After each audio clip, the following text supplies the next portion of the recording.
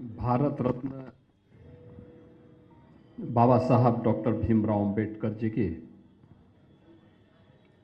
महापरिनिर्वाण दिवस के अवसर पर आयोजित आज के इस कार्यक्रम में मंच पर समारोह में मेरे साथ उपस्थित प्रदेश सरकार में मंत्रिमंडल के मेरे वरिष्ठ सहयोगी, उप मुख्यमंत्री द्वय श्री केशव प्रसाद मौर्य जी, श्री ब्रजेश पाठक जी, प्रदेश सरकार के जल शक्ति मंत्री श्री स्वतंत्र देव सिंह जी, समाज कल्याण विभाग के मंत्री श्री असीम अरुण जी, लखनऊ की महापौर श्रीमती सुषमा खड़कवाल जी, इस संपूर्ण कार्यक्रम के संयोजक विधान परिषद सदस्य डॉक्टर लालजी प्रसाद निर्मल जी, प्रदेश अध्यक्ष अंबेडकर महासभा से प्रमोद कुमार जी, महामंत्री अमरनाथ प्रजापति जी, कोषाध्यक्ष डॉक्टर सत्या दोहरे जी, आज के इस कार्यक्रम में यहाँ पर उपस्थित अंबेडकर महासभा और बाबा साहब डॉक्टर भीमराव अंबेडकर जी के प्रति श्रद्धा और समर्पण का भाव रखने वाले सभी मेरे उपस्थित बहनों और भाइयों, मैं सबसे पहले बोधिसत्व भारत रत्न डॉक्टर भीमराव अंबेडकर जी की स्मृति को नमन करते हुए उनके इस पावन पुण्यतिथि के अवसर पर विनम्र श्रद्धांजलि अर्पित करता हूं। आज का दिन हम सबके लिए एक प्रेरणा दिवस है, क्योंकि बाबा साहब भीमराव अंबेडकर जी ने फर्श से अर्श तक की दूरी यानी जमीन से और आसमान की उन ऊंचाइयों तक पहुंचने के लिए जो परिश्रम किया, जिन चुनौतियों से वे जूझे, जिन कठिनाइयों का सामना उनको करना पड़ा, जिस सामाजिक भेदभाव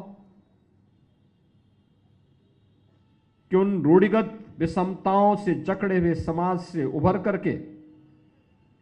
उन्होंने कोटि कोटि वंचितों, दलितों और अति पिछड़ों को सम्मानजनक जीवन देने के लिए एक नया अवसर उपलब्ध कराया है, उसके प्रति कृतज्ञता ज्ञापित करने का दिवस है आज का महापरिनिर्वाण दिवस का ये समारोह। और ये हमारा सौभाग्य है कि बाबा साहब भीमराव अंबेडकर की उन्हीं शिक्षाओं से प्रेरित होकर के देश के यशस्वी प्रधानमंत्री श्री नरेंद्र मोदी जी के नेतृत्व में देश के अंदर आज उस प्रकार के एक अभियान चल रहे हैं। आपने देखा होगा बाबा साहब भीमराव अंबेडकर जी ने जब भारत का संविधान बनाया था, भारत के संविधान के शिल्पी के रूप में अपने उत्तरदायित्व का निर्वहन किया था। 3 महत्वपूर्ण शब्द उसकी प्रस्तावना में रखे थे, वह था न्याय, स्वाधीनता यानी समता और बंधुता। न्याय, समता और बंधुता, ये 3 शब्द अगर आप देखेंगे मोदी जी ने सबका साथ और सबके विकास के भाव के साथ बिना भेदभाव के योजनाओं का लाभ हर गरीब को, हर वंचित को, हर दलित को, हर पिछड़े को, हर महिला को, हर युवा को प्राप्त हो सके, इसके लिए देश के अंदर जो कार्यक्रम अभियान प्रारंभ किए वो आज आप सबके सामने है।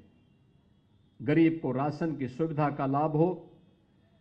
वंचित को मकान की सुविधा का लाभ हो, हर गरीब के घर में शौचालय के निर्माण का कार्य हो, समाज की मुख्य धारा के साथ जुड़ करके जिस अभियान को आगे बढ़ाने का स्वास्थ्य की बेहतरीन सुविधा हर गरीब को प्राप्त हो सके, इसके लिए चलाए जाने वाले अभियान का हिस्सा हो। घरौनी के माध्यम से जहां पर आपका घर है वहां का मालिकाना अधिकार उपलब्ध करवाने का कार्य हो, ये उसी समता, न्याय और बंधुता का हिस्सा है जो बाबा साहब भीमराव अंबेडकर ने संविधान की प्रस्तावना में भारतवासियों के सामने प्रस्तुत किया था। हमें अपने संविधान पर गौरव की अनुभूति होती है। हमें बाबा साहब भीमराव अंबेडकर पर गौरव की अनुभूति होती है। और बाबा साहब भीमराव अंबेडकर ने उस समय भी हम सबको उन सभी खतरों के प्रति जागरूक किया था। याद करिए, उन्होंने उस समय एक बात कही थी, जो बात यहां पे पहले अभी असीम अरुण जी ने कहा, मैं उसमें आने के पहले एक बात जरूर कहना चाहूंगा। जब उस समय कांग्रेस के एक बड़े नेता ने, जिन्होंने 1923 में वंदे मातरम गाने से इनकार कर दिया था,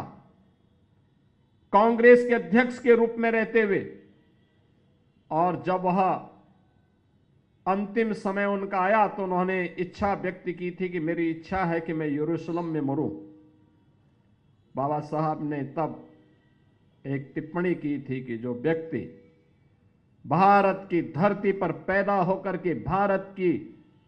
सुविधा का उपभोग करके भारत की धरती को पवित्र न मानता हो, उस व्यक्ति के द्वारा दिए जाने वाले वक्तव्य कभी भारतवासियों के हित में नहीं हो सकते। दुर्भाग्य से उस तुष्टीकरण की नीति पर चलने वाले दल न केवल भारत का अहित कर रहे हैं, बल्कि बाबा साहब भीमराव अंबेडकर का भी अपमान कर रहे हैं और इस देशवासियों को उनकी सुविधाओं से वंचित करने की कुत्सित चेष्टा का हिस्सा भी उनका है। हमें याद करना होगा इस बात को कि बाबा साहब भीमराव अंबेडकर ने आज जो भी सुविधाएं और जो भी संपन्नता आपको प्राप्त हो रही है, ये सभी कुछ उनकी प्रेरणा है। प्रधानमंत्री मोदी जी के नेतृत्व में नया भारत अपने महापुरुषों पर गौरव की अनुभूति करता है, उन्हें सम्मान देता है। पंचतीर्थ के निर्माण का कार्यक्रम हो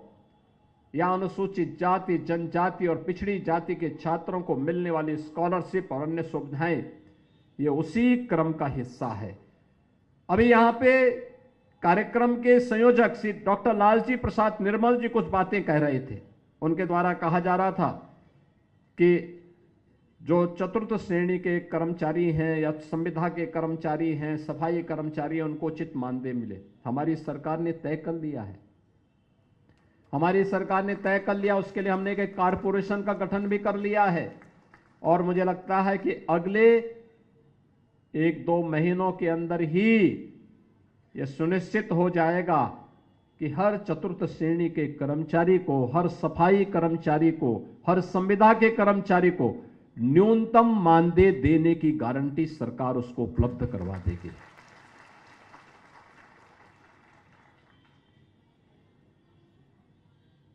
जीरो पॉवर्टी का हमारा अभियान भी उसी का हिस्सा है।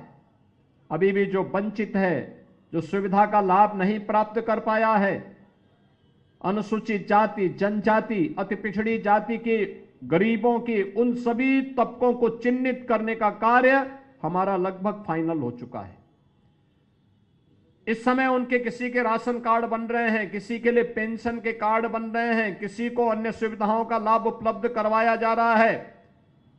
और जिसके पास आवास नहीं होगा उसको आवास की सुविधा देंगे। जिसके पास आयुष्मान का कार्ड नहीं होगा उसको 5 लाख रुपए की आयुष्मान की सुविधा का लाभ उपलब्ध करवाएंगे। लेकिन कोई भी गरीब, कोई भी वंचित,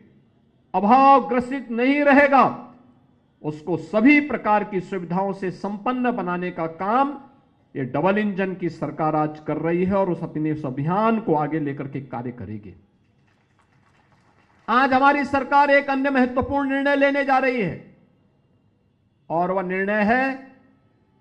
कि उत्तर प्रदेश के अंदर जहां जहां भी बाबा साहब भीमराव अंबेडकर की मूर्तियां लगी हैं, उन मूर्तियों में अक्सर होता है कुछ शरारती तत्व आकर के मूर्तियों के साथ छेड़छाड़ करते हैं, क्षतिग्रस्त करने का कुत्सित प्रयास करते हैं। अब हमारी सरकार एक व्यवस्था बनाएगी, उन मूर्तियों की एक बाउंड्री वाल बना करके उनकी सुरक्षा की व्यवस्था करेगी मूर्ति को जहां पर ऊपर से छत नहीं है तो उसके ऊपर एक छत्र लगाने का काम करेगी, जिससे सुरक्षित और सम्मानजनक ढंग से बाबा साहब भीमराव अंबेडकर की मूर्ति की सुरक्षा सुनिश्चित होगी। हर मलिन बस्ती को, हर दलित बस्ती को, अनुसूचित जाति बस्ती को, जनजातीय बस्तियों को हम कनेक्टिविटी के साथ जोड़ने के कार्यक्रम को, जो अगर बच गया है, यद्यपि ग्राम्य विकास विभाग ने, नगर विकास विभाग ने इन कार्यक्रमों को पूरा करने का काम किया, लेकिन फिर भी अगर कोई बचा होगा उसको हम पूरी तरह कनेक्टिविटी के साथ जोड़ने का कार्य करेंगे। इस विश्वास के साथ मैं आज एक बार फिर से बाबा साहब भीमराव अंबेडकर की इस महापरिनिर्वाण दिवस के अवसर पर उनकी स्मृति को नमन करता हूं। प्रदेश सरकार और प्रदेश के 25 करोड़ जनता जनार्दन की ओर से उन्हें विनम्र श्रद्धांजलि अर्पित करता हूं और आप सभी अंबेडकर महासभा और प्रदेश के हर उस गरीब, दलित, वंचित नागरिक से इस बारे में मैं अपील और उनसे इस बारे में उन्हें आश्वस्त करता हूं कि बाबा साहब भीमराव अंबेडकर का यह जीवन दर्शन हमें एक नई प्रेरणा देता है और ये डबल इंजन की सरकार बाबा साहब भीमराव अंबेडकर की उन प्रेरणाओं से प्रेरित होकर के समाज और राष्ट्र को सशक्त बनाने में, भारत के संविधान के गौरव को पुनर्स्थापित करने की दिशा में निरंतर प्रयत्नशील होकर के कार्य करेगी। आप सबके प्रति मेरी शुभकामनाएं हैं। धन्यवाद। जय हिंद।